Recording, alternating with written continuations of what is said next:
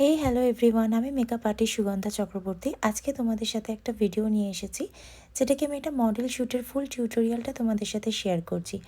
আমরা যখন ব্রাইড করি তো ব্রাইডের পছন্দ মতো করি, কিন্তু যখন আমরা একটা মডেল শ্যুট রেডি করি তখন চেষ্টা করি নিজের পছন্দটাকেই ফুটিয়ে তোলার। নিজের যে ইচ্ছাটা থাকে যে এইভাবে হেয়ার এইভাবে মেকআপ করব, সেই রকমই করে থাকি আমরা। এই শ্যুটে সম্পূর্ণ নিজের পছন্দ মতো আমরা কাজ করতে পারি।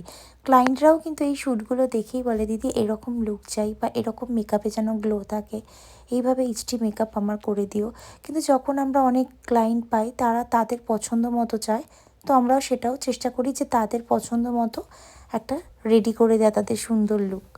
না, আমি এখনও অবধি সেরকম ব্রাইড পাইনি যে যার আমার মেকআপ আর্টটা পছন্দ হয়নি বা আমি তাকে যে লুকটা করে দিয়েছি সেই লুকটা তার পছন্দ হয়নি। তবে সব ভালো তো হয় না, সব ভালোর মধ্যে তো একজন এরকম থাকবেই যে আর বলবে যে লুকটা পছন্দ হয়েছে, পরে গিয়ে হয়তো তার মনে হবে সেই লুকটা তার হলো না ঠিকঠাক, তার কোনো খামতি থেকে গেছে আমার কাজে, তার কোনো প্রবলেম মনে হয়েছে।